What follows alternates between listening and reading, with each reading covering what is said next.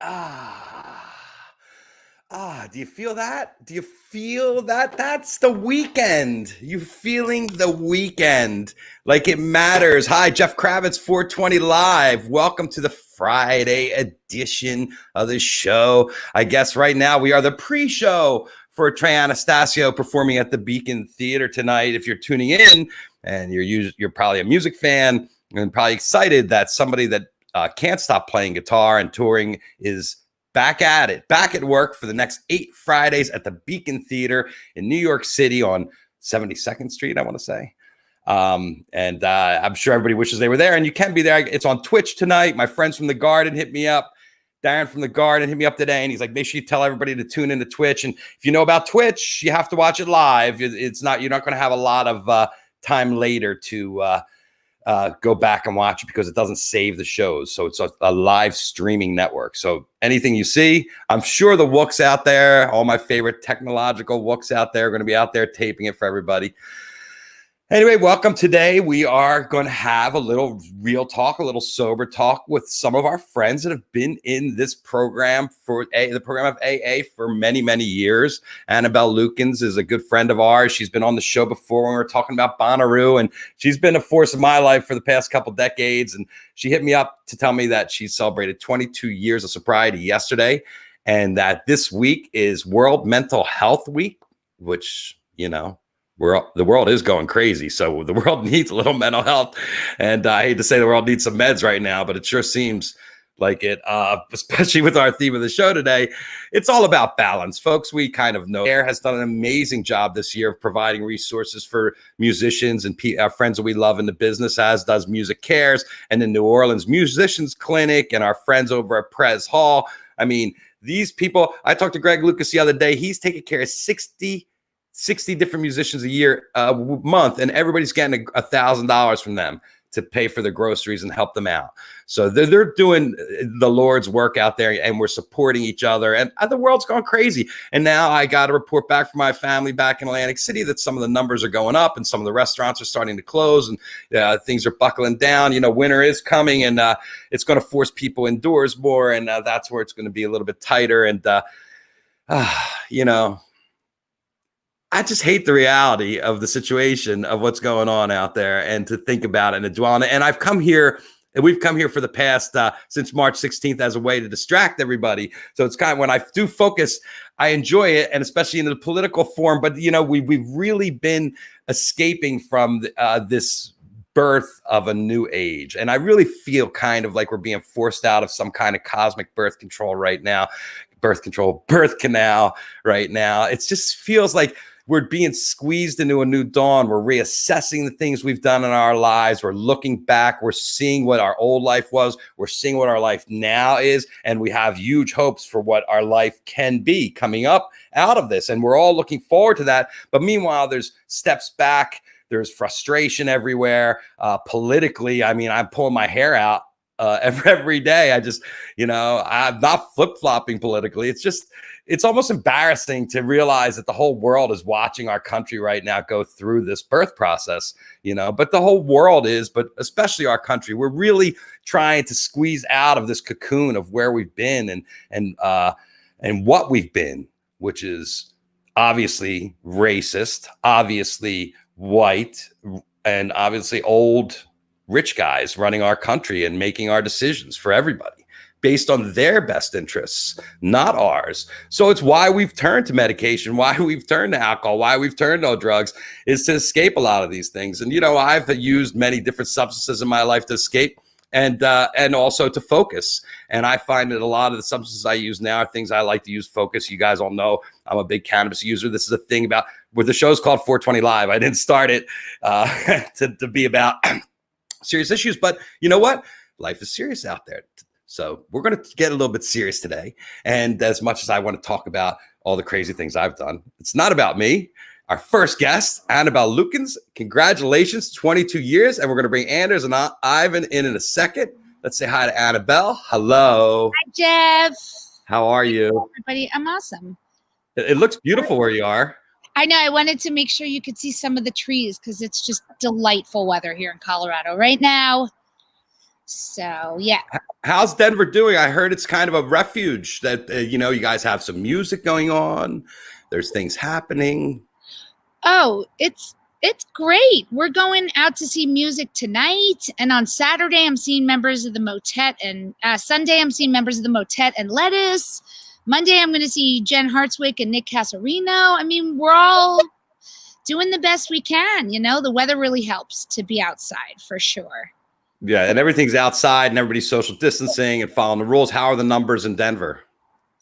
We're Colorado, so I'm in Boulder, and they just announced that kids are going back to school, October 20th. My daughter gets to go back to school. It's much better. The outside really helps, but I mean, we're a progressive state. We're blues, so we're trying to do our best.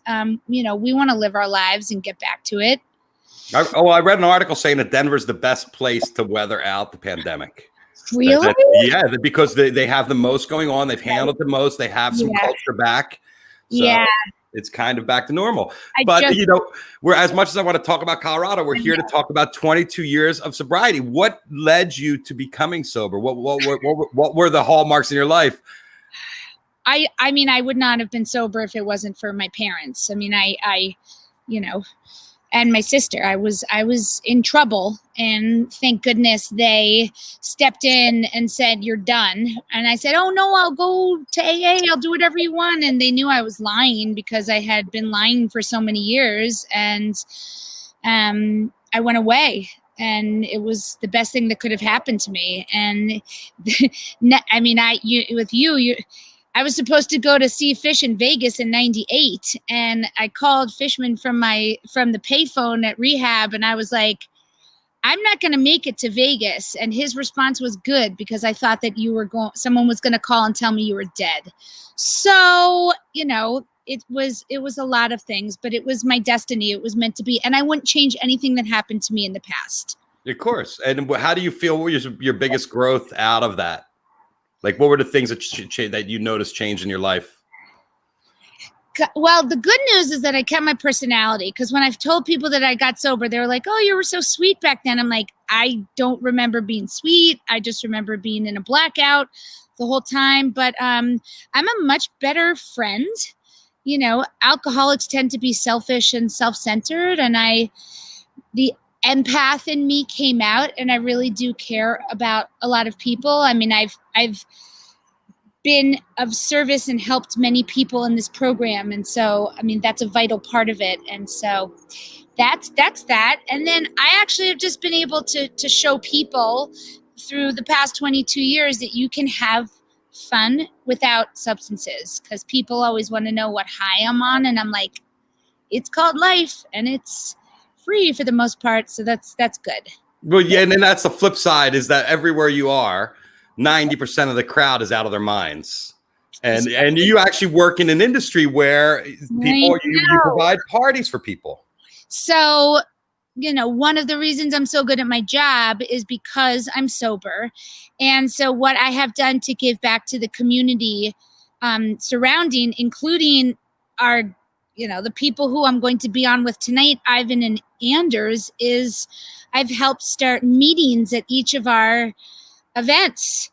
So if there's a 12-step meeting for people, and we let them know, because people love music who are sober, and we need to be around, those we can trust. And so I know that the meetings that I've started have been very helpful to them and to others. And then this is something that started with like the Wharf Rats creating a safe space at school, at dead shows for everybody to hang, right? This is a crazy story. I told this on the Wharf Rats page. So when I went to rehab, my counselor said in front of my mother and my father, "What are you going to do now that you can't go back and see music?" And I looked at them like they were crazy. And I said, "I need to go back and see music." They said, "Well, you can't anymore." And I said, "Well, then I'm going to drink." And they said, "Well, you can't drink again." And I said, "Then I'm going to figure out how to go back and see music." So after rehab, I lived in a halfway house for 3 months in New York City. And we had an outside meeting come into the halfway house, and all of a sudden I saw a man walk in with a steal your face jean jacket.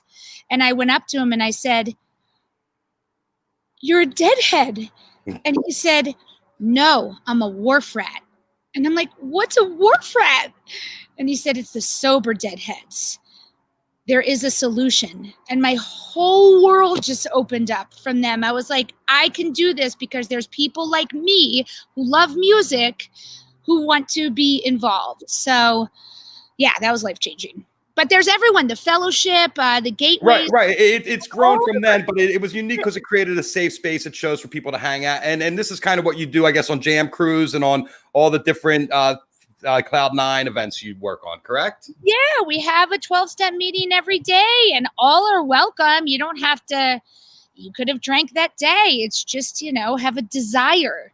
A desire to stop using is half of it, willingness to get sober. So we've had all sorts of people and people who want to recover from smoking cigarettes. I mean, we say, I don't do NA, but sometimes they say a drug is a drug is a drug. It doesn't matter what it is. It's still a mind or mood altering substance that you put in your body that shifts your thinking and your behavior. Well, if you could get my kids off TikTok, I'd like to start a class for that. What's so funny is that my sister, my daughter, Lyric, we were talking about, she was like, my mom's an alcoholic. And I'm like, let's not say that like in class, but we were talking about things that are addictive. And we talked about sugar. We talked about screen time, all the things. Addictions are just across the board. There's so many of them. We're all afflicted by some sort of addiction, on some level. And now we're in incredibly challenging times, and we surround ourselves with friends that are of like mind. Mm-hmm. So why don't you introduce the two guys that are waiting patiently to get on here? Ivan's been on the show. Anders, I'm excited to have him on for the first time. Well, I'm so glad that you wanted to do this. As you said, I celebrated 22 years yesterday. And you said you wanted Anders, which was obviously on my mind. And then, of course, I want Ivan because the three of us are like a team. We really work together on sobriety with each other and with, those around us because they're musicians and I'm in the industry. We have to help. But Ivan also has 22 years, and I'll never forget being at the old Howlin' Wolf where Republic is and going up to him and meeting him, I don't know, maybe 15 years ago or something, and saying, hey, Ivan, I also have, 8 years or whatever it was. So we call ourselves the class of 98, and he's one of my dearest friends. And then Anders and I have been friends since I was in college. So wow. My college roommate's boyfriend was Anders's roadie in the 90s. And Anders and I partied hard in college. And then I moved to Aspen, Colorado after college. And, then soon after that, I got sober. And it took Anders a little while longer, but he got it. And boy, did he get it. And I never gave up on him. I used to email him and call him even in the midst of his addiction. And I never gave up because I knew that he deserved more than the life that he was living. And eventually, with the help of Ivan, actually, he got sober. And let's bring him in here. Okay. Hi, guys. Hey. Hold on. Hey. Anders, do you remember any of those days with Annabel when she was back in college? Fuzzy. Fuzzy. Yeah. That's funny. But we It lived was to good. tell the story. Yeah. It was sometimes there was a little bar up on the Upper East Coast, car wash. Manny's car wash. Yeah. And but also, yeah, Anders, you know what? You're breaking up a little bit. I think you should call back in. Yeah, your Wi-Fi. You're all. Yeah, why don't you call back in? All right. Back in the day. Yeah. Let me get. All right, call back in, Anders. All right, Ivan, how are you? I'm all right, man. How you doing? Hey, Annabelle. What's happening? Hi, Ivy. What's happening? It's good to see you. So we just heard that NOLA dodged a big another hurricane. Yeah, once again. Unfortunate for our folks a little west of us in Lafayette, especially people in Lake Charles, who just had a bad situation with the hurricane that was Laura. And I actually know some people that that their houses got pretty mangled and things like that. and they were just getting their stuff back together, getting their houses fixed and whatnot. And then here comes this thing. It's unbelievable. Yeah. And that's Hurricane 5, if anybody's keeping count on what's been coming to. Yeah, I'm glad. I'm glad they're not hitting us over here. Yeah, I mean, you guys have been getting hit enough. How's it going there? Are you playing any gigs? You been playing out at all? Well, not out, kind of out, but we played a thing this past Tuesday. There was a live stream show that we've been doing this thing for the past 5 or 6 years. It's like a big fundraiser for Tulane University. It's called Tipping Point, and we had historically been playing it. We played it. It started but it started at Tipitina's, and then we did it at the Fillmore. Sure. I was there. Yeah, awesome. I know. Well, it was me and Kravitz and Tony Hall and everybody, and it was pretty fun, man, to get to play with, and everybody got tested and all of that stuff. Was that the first time you played in a room with other guys indoors? That many, yeah. I had a couple of streams where I played with Dumpster once, and then I had a couple of little trio and duo live stream things, but not like that, not like with a production and stuff with crew and all of that, So everybody was tested, and it was funny. Because it was my 16th time being tested or something like that. I mean, I'm sure. Yeah, and it was the antibodies test with the I had never gotten that one with the blood. Yeah, I was like, I had antibodies big time. So. Yeah, well, we're glad to hear that something's happening down there in NOLA. Living in NOLA and being sober, that's kind of like such a dichotomy in life, because NOLA is not known for temperance. Yeah, it's a funny thing. You know what? I don't think I absolutely know in my heart of hearts, if I would have been living in New Orleans at the time when I was trying to get sober, I don't know if it would have stuck that particular time, because I was living in Los Angeles, and Los Angeles has a big AA community, and it's kind of an attractive AA where it looks cool.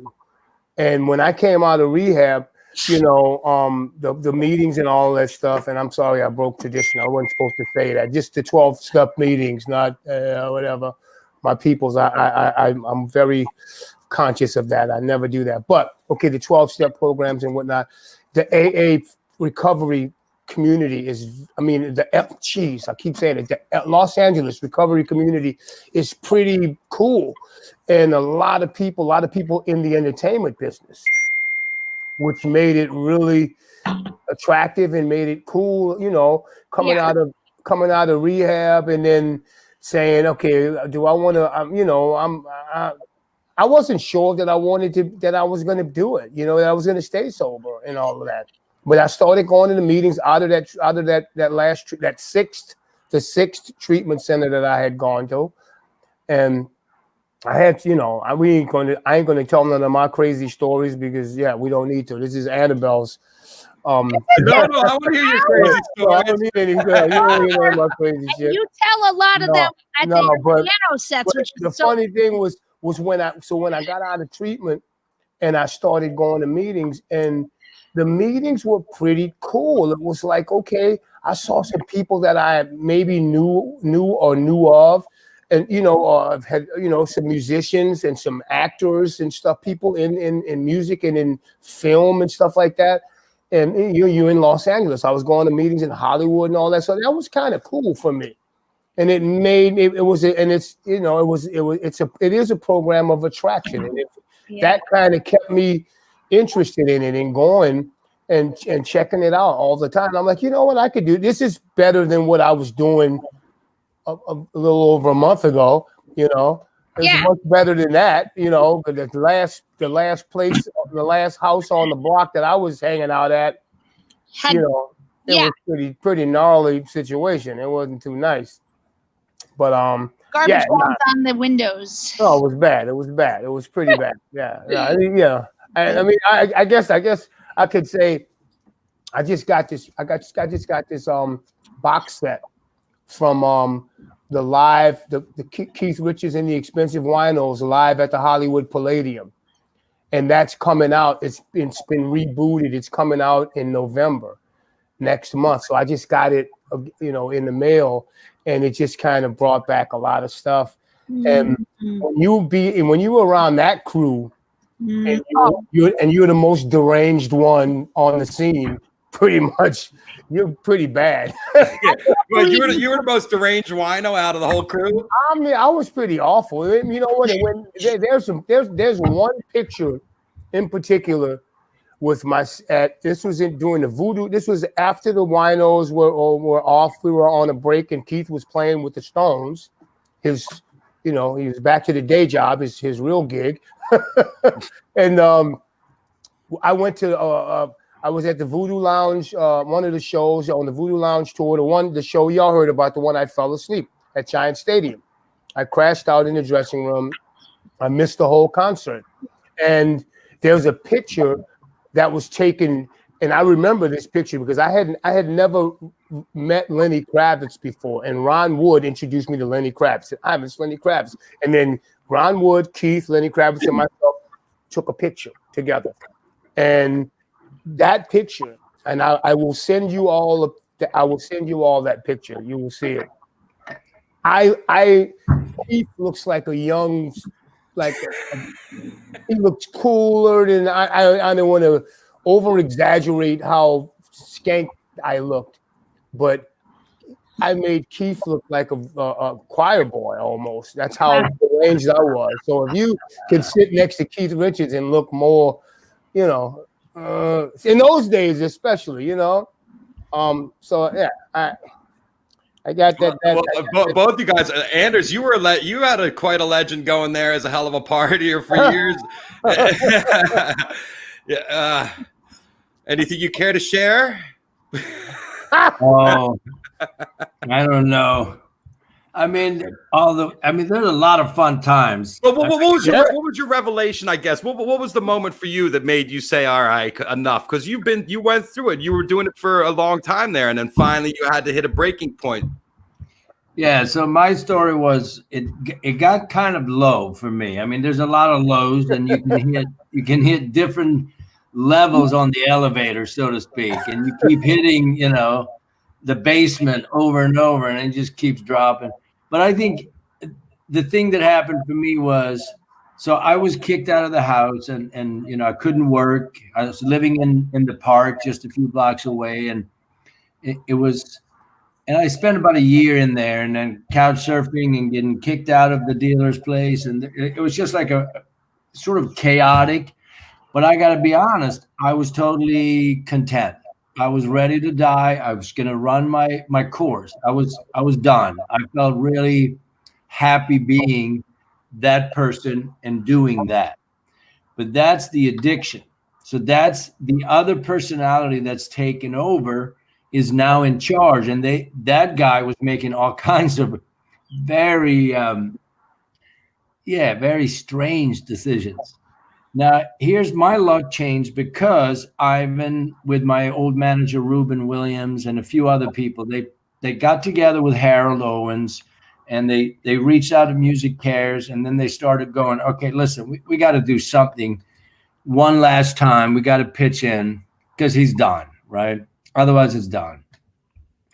So, and that's usually what saves a person like me or us.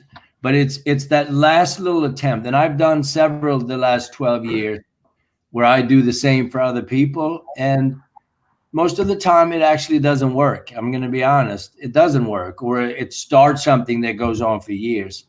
In my case, they picked me up. I was on a park bench. And they said, you got to put the shit together. We got to go on a little tour. So we pile up in the van, nothing fancy.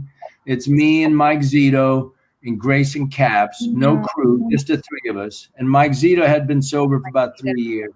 And he had the big book on the side. He was driving, and I was freebasing in the back and snorting and just going. And it was wild, but I wasn't getting sober. I was just like, fuck yeah, somebody takes care of me. Well, I was up for 5 days and I just went straight through. And then, so when the hallucinations, day 3, hallucinations start happening and you're just off the rail, right? But you got to keep scoring because when you come down, and I have 3 more gigs left, and I'm like, well, I can't come down because I'm gonna miss those 3, and I need this money. I need my $55 per gig, motherfucker. You know. So all of a sudden you're maneuvering. So I'm scoring in places I've never. It's just the bizarre thing starts happening. Finally, Mike just goes in Tampa. We're on the last gig, Tampa. And he goes, yo, you got to eat, man. You got to eat. And I'm like, I'm just going to score one more time and go, all right, I'll go with you. I'll help you. And we do the rounds in the bars. So we went, he was helping me being sober. He's like, I just want to make sure I was safe. And then he says, hey, it's not working. We're not getting lucky here. Why don't we just go? We go to White Castle. I'll get you some sliders. And maybe we can just relax. And I'm like, I got it, you fucking mind. And I went on and on. But he's like, no, we're going to be all right. And he kept entertaining me enough. Before I knew it, there was a dozen sliders from White Castle, a mega size of Coca-Cola or Pepsi, whatever it was.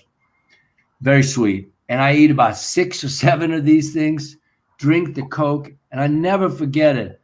Instantly, the high, all the chemicals in those burgers and the food coma, and I actually fall asleep. And he's like, yeah. So he got me to fall asleep, start driving home, and we were outside Mobile. And he's on the phone, and it's Ruben, my manager at the time. He says, hey, everybody, Mac and Ivan and every motherfucker in the city is like trying to do something good for you, and you just keep failing. Why don't you take this opportunity? And I'm like, I'm not ready. So Mike said, okay, I'll tell you what, Anders, do you want me to drop you at the same park bench, or do you want a different one? All right. So now my mind, and he wasn't being facetious, like he was being straightforward. Here's what's happening, buddy. And I was like, what, and then he says, why don't you just take this one chance? Just go rest up. Don't worry about what it is a month or 2 from now. Just go in there and take a nap. I'm like, I tell you what, I'll go if I get a first-class ticket. So obviously, my manager on the other end is screaming, you can tell that son of a bitch here. But Mike is smart. He's in sobriety. So he goes, oh, yeah. Ruben says, absolutely. You got it. First class. Now, obviously, I got 3 flights, middle seat the whole way. It was like a 5. But they got me on the plane. And so that was my turning point. And then the sobriety awakening, the coin drops and you get tapped on the shoulder. That was in rehab. After about a month, I was sober, off Valium, off everything. And I just, all of a sudden you start seeing who you really are, and a tape starts playing all the shit you've done and left the kids behind, and Christmases, and just horrible that I can't even mention here. Stuff that you've done starts to then come back to you. 25 plus years of just this behavior, and you realize, oh my God, I'm really sick. I'm not having fun. I'm not partying. I'm really ill. And you start crying, and you reach your hand out and you go, tell me what to do. It's making me choke up right now. You need someone to tell you what to do, because you don't know how you're possessed by this addiction character that runs your life now. And you didn't even see it coming. It just showed up. One day, there you are, and you're addicted. It's terrible. I'm sorry if I dragged it out, but are you kidding me? That was so deep. That was unbelievable. Yeah. Thank you for sharing. I mean, I wasn't expecting that at all. You know what stuck out to me? This is the kind of sick, twisted person I am. You know what really stuck out to me? The 5-day thing.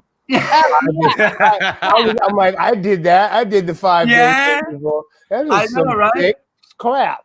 I mean, what happens after 3 days? You start to hallucinate, and you're like, now the shit really starts. I got arrested. When I did a 5-day one time, and I got arrested in LAX airport. I went to jail. I got arrested. Did you have to take a nap in the jail? You know what? I did not. I did not. Yeah. I did not. No. Yeah. Oh my God. That's So good. Annabelle, tell us what it was like when you finally saw Anders, and it was the first time you saw him, and he was gone through the program and come out the other side. Do you remember that? I don't remember exactly when. I mean, what I do remember specifically. So he has a song, and so you kept talking about coming down. He's got a song called "Coming Down." Am I echoing? Because I'm echoing. No, you sound great.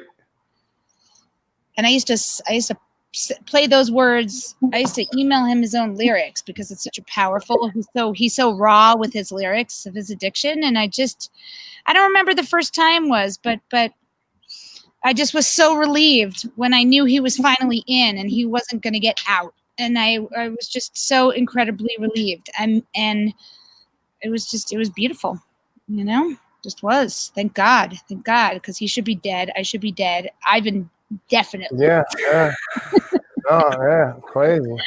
So, Our friendship has taken on an entirely new level of intimacy and realness and honesty, and it's great. I mean, we both bawled on the phone and bawled in each other's arms, and the best and the best and the worst times possible the past 10 plus years. It's great. Go ahead, Ivan. It's funny when Annabelle was talking earlier about her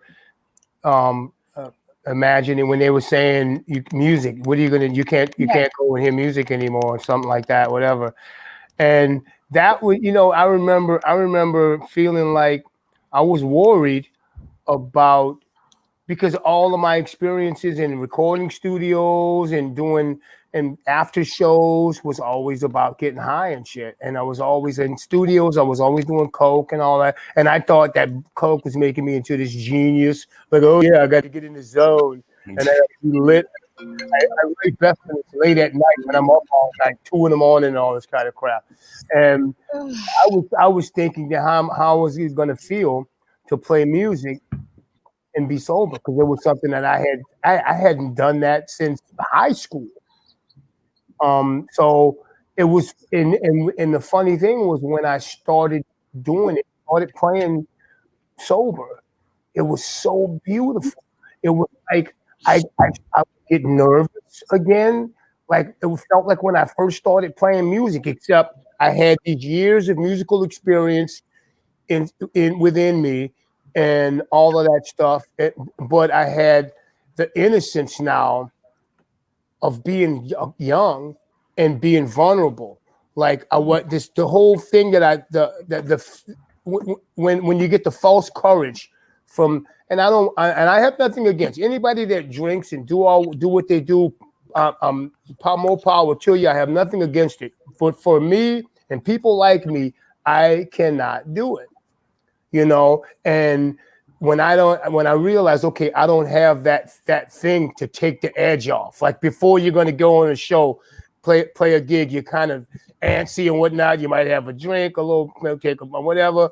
I might do a bump or whatever. And all of that stuff. When I started really playing and didn't have any of that, how beautiful it felt to be like legitimately nervous, like butterflies in my stomach and shit. Like I'm scared. Like I remember feeling like that in high school and when I was first starting to play, and that's how I was feeling. And you know what? I still get like that sometimes when I play certain types of shows, Anders, when you play those by yourself type gigs and I get that, you get that little thing, it also to me connects with feeling other things that I thought I wanted to avoid feeling. Like you said in a meeting once, Ivan, you said in a meeting, sorry to interrupt you, but go ahead. You said something that stuck with me that I use a lot. And I think it was on Jam Cruise, my first time there. You said, damn, when I got sober, I realized this is what I was looking for the whole damn time. Yeah, exactly. And I remember, and what that meant for me, my interpretation was, no, I don't want to feel insecure. I don't want to feel nervous and blah, blah, blah. But once I actually learned to go through the emotions of fear, I learned to deal with people, confront. I go through the emotion. On the other side, invincible. Just powerful, strong, beautiful, vulnerable. All the stuff that I was looking for is on the other side of the conquer. Yes. You got to conquer the shit. Yes. And we never did. Yeah, that level of acceptance. Accepting just who I am, and this is it. And I'm feeling this, and I feel good about this, and I feel like shit about this, but I'm cool with it all. I'm cool with all of it. I have an interesting thought here, and that is that you listening to like Anders' story about like sleeping on the bench and like hitting rock bottom. What's it like when you start piecing it back together and going back to the venues where you burned so many bridges and pissed off so many people, and all of a sudden you got to look at them again, and now you're a different person? Yeah. You know, it's called. Yeah, you go ahead, Annabelle. I'm gonna get a charger. I got a charger. Go ahead. I just know. So when we get sober, we're told, at least for the first year, to avoid people, places, and things as much as we can. You know, we all kind of have to sort of build our foundation in the program before we can, you know, go back. So I don't know exactly how much time Ivan and Anders took off, but, you know, I just know for me, so one of my, you know, bottoms was San Francisco. One of my bottoms was Aspen, Colorado, when I lived there. And it's, unless I built the foundation that I had in the program, I felt like I was walking right back into the same scenario, but then I was literally a different person. So, you know, I thought it would be scary, but I was so proud of myself because I wasn't that person anymore. Right. And I'm sure they have similar stories, but it was only because I worked the program and found a higher power was I able to walk back in with my head high and say I'm not the same person anymore. Yeah, it's, you know, and it's funny, like, building that strong foundation early that first year, that first couple 2-3 years is so important. And when I remember when I was playing, when I got sober, I was playing with the Spin Doctors, and those dudes, they knew I'm indebted to those guys, because at the time it was like I felt like, no, you know, I couldn't get a gig. I felt like nobody wanted me around, and those guys gave me an opportunity to play with them. I ain't lying. That's how I felt at the time. And then when I did get sober, they were based in New York, so we were doing a lot of stuff in New York. And just like you, I had them certain New York, LA, San Francisco, New Orleans, and a few other places that if I go, I got history. And I got history in a lot of places. Like you can pass certain street corners and certain little things. Yeah. And it reminds you of some skanky times. But when I was first going to New York, clean and sober, going and doing stuff with the Spins, they would, we had a plan in place, and those guys helped me out. They put me up at this hotel that was a DoubleTree hotel in Jersey City that was directly across the river from New York. Now, and the cool thing was you could see the skyline of New York beautiful from there. Like you can't see it when you're in Manhattan, but you could see it from here, from over across the river. And also the hotel was right near a PATH train, that the PATH train that brings you across the river, and I would Jersey City, and I would get off the PATH train, and I started going to this meeting over there on Christopher Street, I believe. Was it Christopher Street or? Oh, yeah. No. That's in New York City. No, that's what I'm talking about in New York. I would get off the PATH train going to New York, but there was a meeting I used to go to that I would get off the PATH train at Christopher, and I would go to this meeting, and it's a famous meeting, and I forget the name of the street, but Perry Street, exactly. Perry Street, that's the place. Because I would get off the PATH train at Christopher or somewhere, and I would walk to Perry Street, right by 7th. Yeah, that's the basketball court is right there when you get up. And I would go there, and it was a whole new kind of a thing. Like I had a routine of what I needed to do, and I would go do the work I had to do in the city in New York, and then I would go catch the PATH train and go my behind back over to Jersey City, and I'd go get to my room in the DoubleTree Hotel, and I just got used to doing that kind of stuff. And you know, and when I first came back to New Orleans, it was crazy. But I was doing some work, and I was doing some good work, and I actually had to come in and sub for my uncle Art in 2001. He had some back surgery. So that was like, I felt like really cool about being in the condition and being with these guys, because my uncles and dad, they all knew how crazy as fuck I was. And for them to say, okay, Ivan's sober now, come on, we need you to come and play for RT for a while he recruits. So I felt so empowered by being able to show up for my uncle and all that kind of stuff. So that helped me in my first New Orleans foray in sobriety, you know. And I would go to the Boulevard Club and some of these spots, and it's so you can't. I couldn't have planned it. You know what I'm saying? It just kind of happened like that. And when I was just doing the footwork, like I was preparing to go these places, I was like, okay, well, when I go there, I'm going to go to some meetings. I'm going to go this here. I'm going to call this person, all that kind of stuff. That's what I was doing.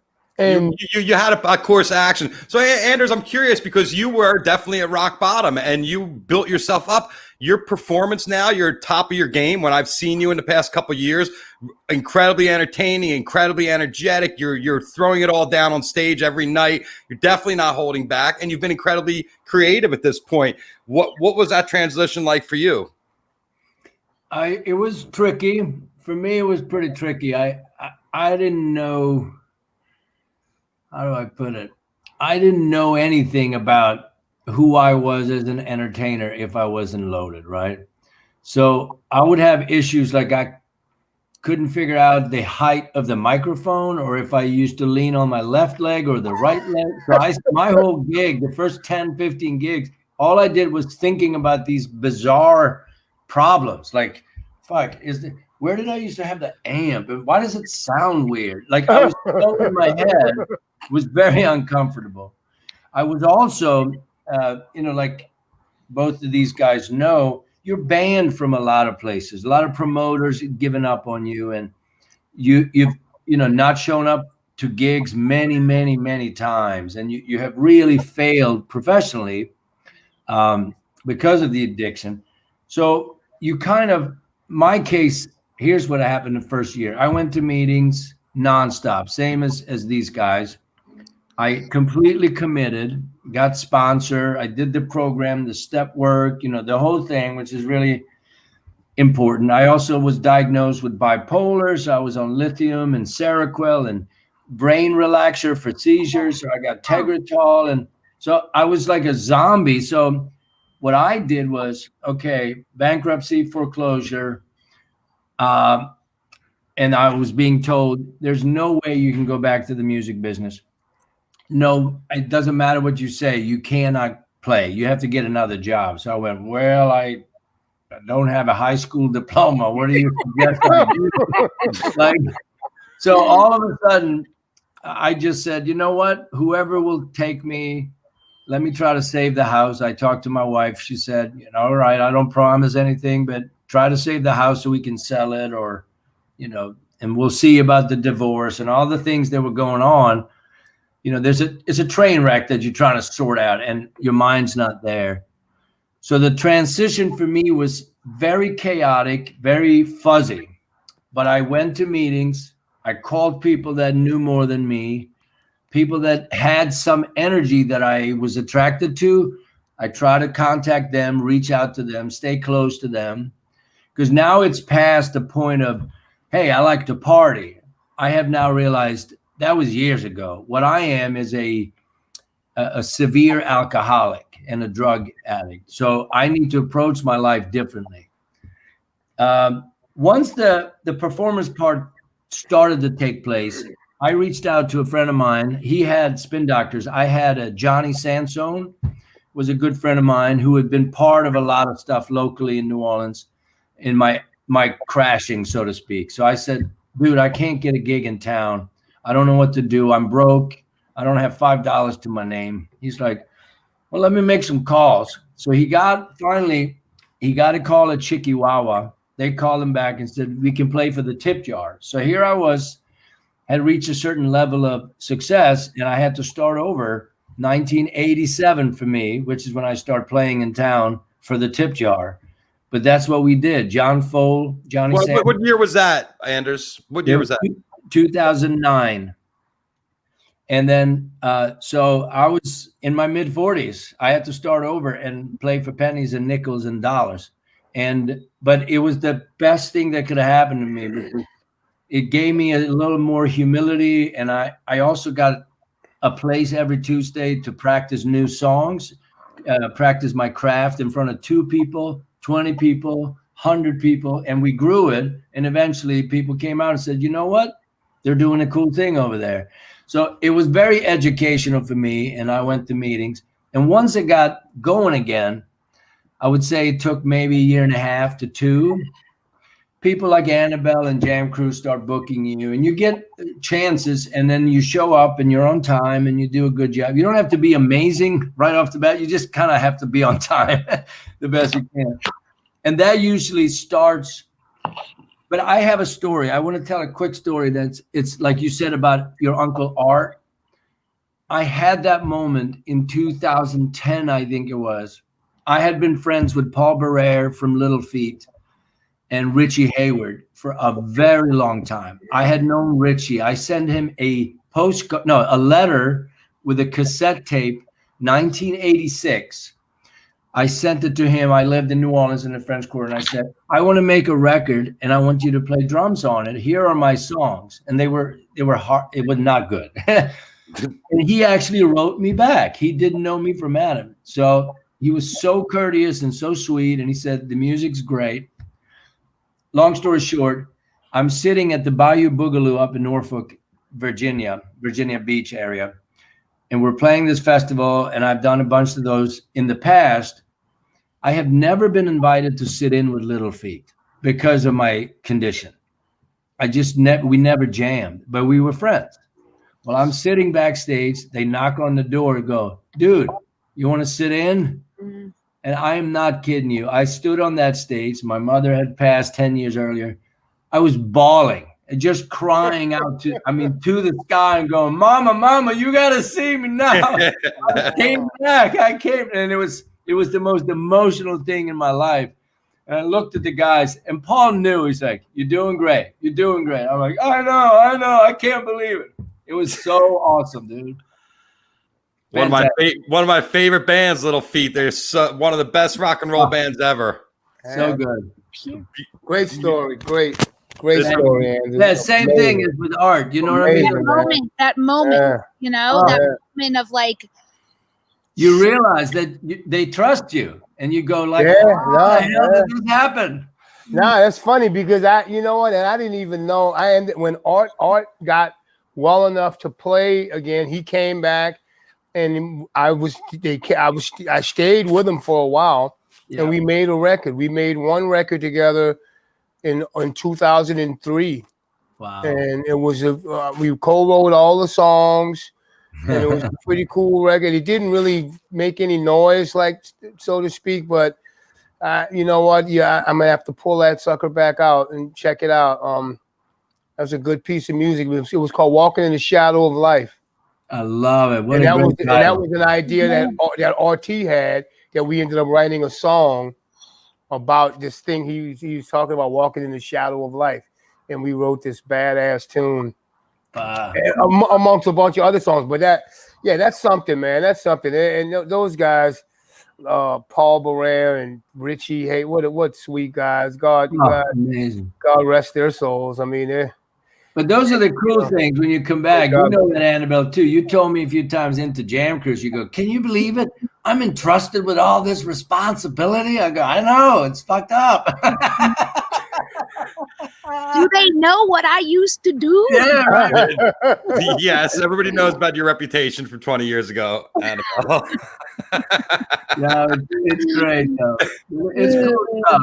And I tell you what I enjoy, it's not only the service work and being sober, but the more sober you get, I'm half the time these guys have, but you get into all kinds of depth. The meditation is deeper, the exercise, the body, you treat yourself. Something's, the self-talk thing. It's a new thing I've been on where I hear people being self-deprecating. I go, dude, if you talk to me that way, I would be really hurt. Why do you talk to yourself that way? That's weird. It's ugly, man. You're hurting yourself. Be nice. And that comes from sobriety. This like each new level comes up, and then mental health and depression. And you get into all that instead of just talking bullshit at a festival or in a bar or, in some green room. Where's my damn blah, blah, blah, blah, blah, blah. Stock my shit, blah, blah, blah. I mean, that's all we talk about. Well, you know what, guys? It is meant to my Starbucks. Tomorrow, where's my Starbucks? Oh, I still give you your Starbucks. Tony, where's my Starbucks? All right, guys. The history is absolutely astounding of what you guys have been through, and I'm so glad you've all come through it and shared with us today what you've done. It is World Mental Health Awareness Week. Tomorrow is World Mental Health Awareness Day. We've had Backline, Music Cares, New Orleans Musicians Clinic, our friends at Pres Hall. Everybody is kicking in. Spotify's done an amazing job helping out. What is the message that you think is the most important thing right now with our crazy world for people to remember and think about? And I'll start with our lady, Annabel, first. You are not alone, and you do not have to go through this pain alone. People like us and many others through the resources that are being developed that you just mentioned are here for you. And you may feel that there's no light and there's only darkness and you are by yourself, but it's just not true. So somehow if you can pick up the phone or somehow you can reach out, you will be taken care of. Well, what's an easy way before the guys answer for people to get help? Like someone watching, like a media is like, okay, I need help. What is the first step from watching our show? Well, I would say, go to backline.care. So just to make that one easy, backline.care. That's an easy one. And then you can get in touch with somebody, their representative immediately who can, get you in touch with the kind of practitioner or the kind of program that you need, whether it's alcohol or drug addiction, or whether you have mental illness, if there's depression, if there's anxiety, all that stuff. I mean, it's that they will immediately take care of you. Or you can just Google, if you're drinking, you can just Google your local AA and that someone will answer the phone, I mean, there's lots of resources. You just have to be willing, and just a tiny, tiny, tiny bit of willingness, a tiny crack of light in that darkness. Ivan? Yeah, what do you think? What she said. What Annabelle said, and you know what? And there is some beauty that you will find on the other side. I guarantee it. I guess some of the coolest things that I've gone through on this journey have been accepting stuff, accepting life, and feeling kind of somewhat comfortable in my own skin. And that's what we, as human beings, we have a hard time with. We're uncomfortable. We're anxious. We're restless. We're discontent. All of that stuff. But you know what? If you can find your way to getting some solution and calling and getting on this route, on this road, this journey, it's so fulfilling when you, at some point, when you're able to look at yourself in the mirror and say, you know what? There's some flaws I see in you and some shit that I wish you were better at and all of that, but I love you.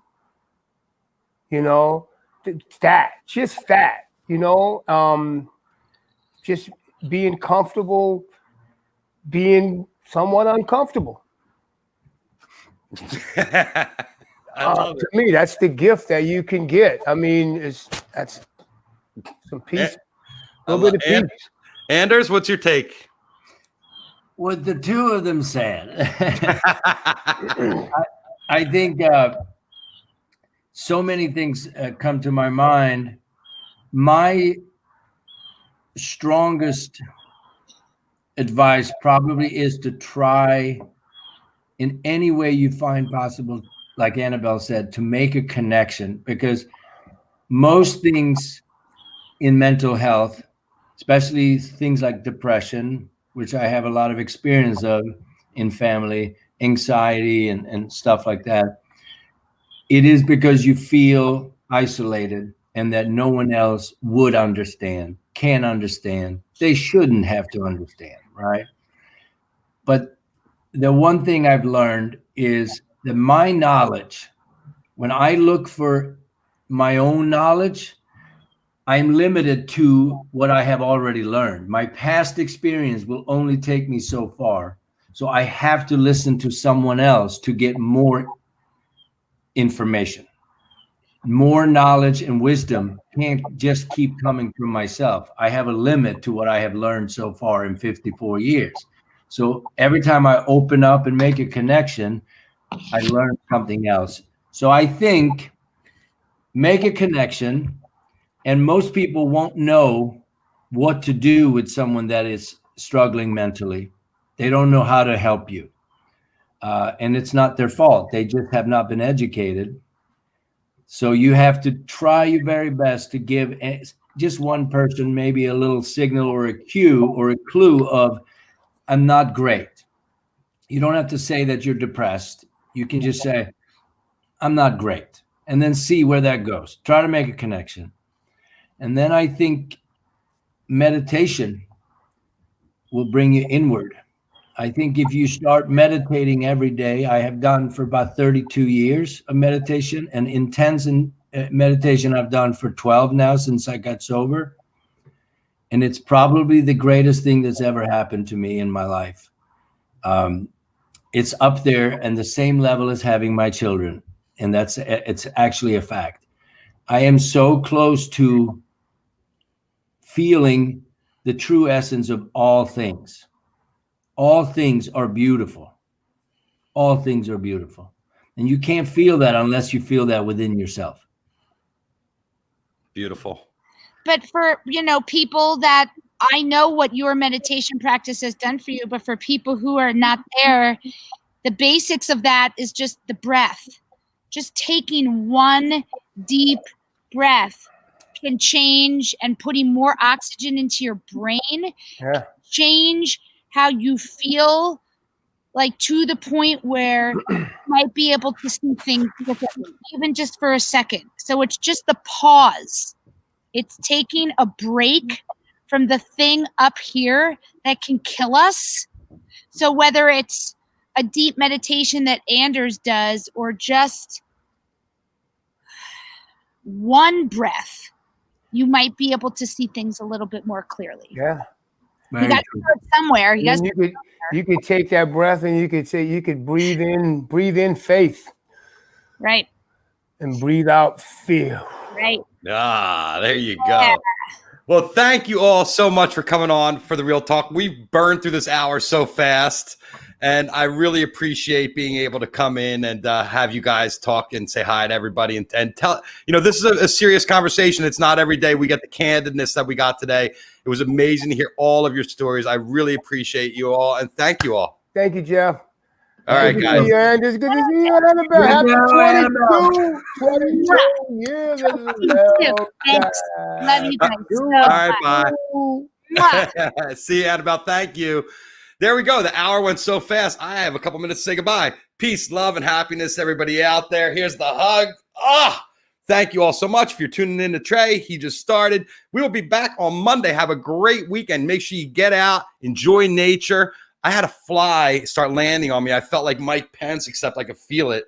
I was like, where's that fly? Everybody, good weekend. Jeff Kravitz, 420 Live.